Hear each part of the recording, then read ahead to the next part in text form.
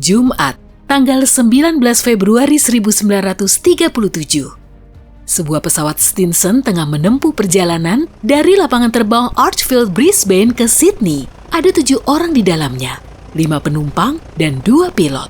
Dalam perjalanannya, pesawat itu seharusnya menjemput beberapa penumpang di Lismore, tapi tidak pernah sampai.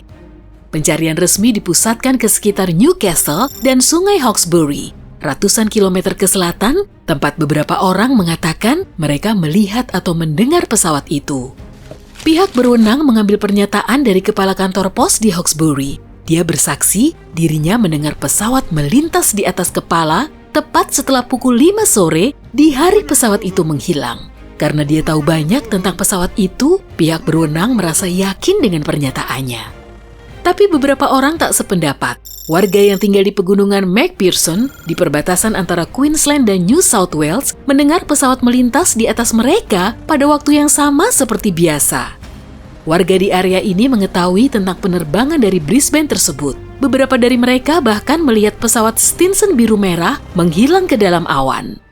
Setelah berhari-hari mencari, tak satu pun petunjuk ditemukan. Pada saat itu, manusia semak bernama Bernard O'Reilly memutuskan untuk mengurus masalah ini sendiri. Dia tinggal di dataran tinggi Australia dan ingat bahwa ada badai kuat yang terjadi di malam pesawat itu menghilang. Topan besar yang menerpa pegunungan membuat warga setempat tidak bisa melakukan aktivitas apapun. Pada hari Sabtu 27 Februari, O'Reilly memutuskan untuk mencari pesawat hilang tersebut dan mencari tahu apa yang terjadi. Sehari sebelumnya, dia mengumpulkan semua bukti tentang keberadaan pesawat itu. O'Reilly mengeluarkan penggarisnya dan menarik garis di peta ke tempat terakhir di mana pesawat itu terdengar. Dia melihat garis tersebut melewati 4 titik tinggi. Dia yakin pesawat itu tidak pernah melampaui pegunungan yang ada di sana. Dia mengemas makanan, menaiki kudanya, dan berangkat. Dia berkuda ke Gunung Beatengable, lalu mengirim kudanya pulang. Dia melanjutkan dengan berjalan kaki untuk menembus hutan hujan yang lebat. Dia kesulitan melihat sekitar. Tanaman merambat di hutan itu setebal jaring kawat. Pada hari itu, tak ada banyak cahaya yang menemaninya, dan dia kesulitan untuk menentukan arah. O'Reilly mencari-cari petunjuk untuk memahami di mana dia berada. Dia mencari pola pertumbuhan pohon dan perbedaan tingkat kemekaran di antara spesies tanaman yang ada. Dia mencoba menemukan beberapa sarang burung yang akan menunjukkan ketinggiannya saat ini. Dia menghabiskan Sabtu malam di hutan yang basah dan melanjutkan pencariannya sehari berselang. Dari puncak gunung Throckben, lewat celah singkat di awan, O'Reilly melihat bebatuan tinggi. Dia menduga pesawat Stinson jatuh di sana. Jauh di barat daya, di hutan hijau tak berujung, dia melihat puncak pohon berwarna coklat muda. Ini warna pepohonan yang tidak wajar untuk akhir musim panas dan terlihat sangat aneh. Kebakaran jarang terjadi di hutan hujan, tapi sambaran petir mungkin saja terjadi. Mungkinkah itu hanya kebetulan? Jika dilihat dari petanya, pohon itu berjarak 13 km. O'Reilly bergerak menembus hutan untuk sampai ke sana. Saat jarak dia dan tempat itu tersisa 5 km, dia mendengar 2 suara panggilan kui. Ini adalah teriakan yang digunakan di semak-semak Australia untuk menarik perhatian, menemukan orang hilang, atau menunjukkan lokasi seseorang. Dia berpikir mungkin itu adalah tim pencari lain. Dan jika dijawab, tim tersebut malah akan kebingungan. Jadi, dia tetap diam dan terus berjalan menuju sumber suara itu. Dia menyeberangi jurang dan memanjat tinggi. Dia pun berteriak untuk mengecek apakah ada orang di sana, tapi tetap tidak ada jawaban.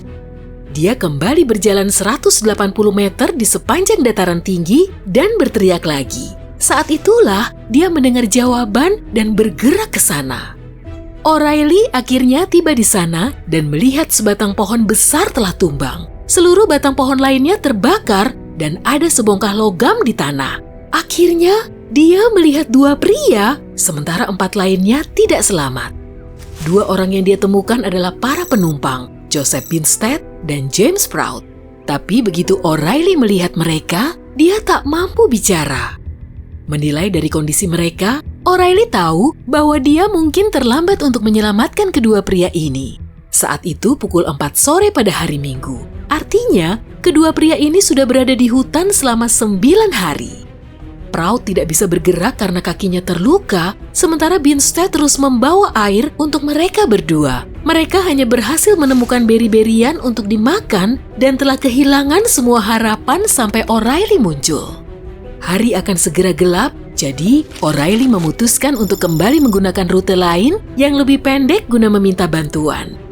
Dia bertemu seseorang di jalan. O'Reilly memberitahu mereka apa yang terjadi dan meminta untuk meminjam kuda mereka. Lalu, dia menggunakan truk serbaguna ke lahan peternakan seseorang dan meminta bantuan. Di sana, dia menemukan nomor Pak Robinson dari maskapai Australia menggunakan direktori telepon Brisbane. O'Reilly menelponnya dan menjelaskan semuanya. Lalu bertanya, apakah dia bisa mengirim regu penyelamat untuk 2 orang yang masih bertahan hidup. Robinson pun setuju. O'Reilly dan sang peternak membentuk 2 regu terpisah. Regu pertama yang dipimpin oleh O'Reilly akan kembali ke lokasi bersama 1 tim kecil, termasuk seorang dokter dan beberapa persediaan barang. Mereka berkumpul pada pukul 2:30 pagi pada hari Senin, berangkat 1 jam sebelum matahari terbit dan tiba di lokasi pada pukul 11 pagi. Kelompok yang dipimpin Pak Buchanan, sang peternak, terdiri lebih dari 100 orang. Mereka mulai bekerja saat fajar guna membersihkan jalan setapak menuju dataran tinggi tempat kedua korban yang masih hidup itu berada. Rencana mereka adalah membawa kedua korban yang masih hidup menempuh jalur yang aman. Baik Binstead maupun Proud harus menghabiskan 1 malam lagi di hutan. Tapi kali ini, mereka akan punya tenda dan perawatan medis. Saat matahari terbit pada hari Selasa pagi tanggal 2 Maret, perjalanan menuruni dataran tinggi dimulai. Regu itu melewati jalur sejauh 23 km dan kondisi para korban yang masih hidup pun stabil. Kini, 6 dari 7 penumpang telah ditemukan, kecuali 1, namanya Jim Westray. Dan dialah yang membantu penumpang lain turun dari pesawat sebelum terbakar saat kecelakaan terjadi. Kebakaran itu berlangsung selama 15 menit, tapi kemudian dipadamkan oleh hujan lebat yang berlanjut sampai pukul 10 pagi keesokan harinya. Di hari Sabtu, pada pukul 6.30 sebelum hujan berhenti, Westray berdiri dan berkata, dia dapat melihat peternakan dengan beberapa domba di kejauhan. 2 orang lainnya mencoba mencegahnya pergi dengan mengatakan tidak ada apa-apa di luar sana. Westray berkata, dia akan pergi ke sana untuk meminta bantuan dan 30 detik kemudian, dia pergi. Saat O'Reilly tiba, kedua korban yang masih hidup itu bertanya apakah dia bertemu Westray. Tapi O'Reilly meyakini Westray juga tidak selamat. Dia mengikuti jalan Westray menuju air terjun setinggi 12 meter dan mengonfirmasi teorinya bahwa Westray tidak selamat. Rencana itu berhasil dan kedua korban yang masih hidup akhirnya selamat. Kisah ini menjadi tajuk utama nasional dan ada siaran mengenai kisah ini di TV. O'Reilly pun diberikan plakat dan cek dari publik. Bertahun-tahun kemudian, keponakan O'Reilly, Peter, memandu tur yang menunjukkan perjalanan pamannya ke lokasi tersebut. Hey, jika kamu belajar hal baru hari ini, klik tombol suka di video ini, lalu bagikan pada teman-temanmu. Inilah beberapa video menarik lainnya yang bisa kamu tonton. Klik saja video di salah satu sisi layar, dan ingat, tetaplah di sisi terang kehidupan.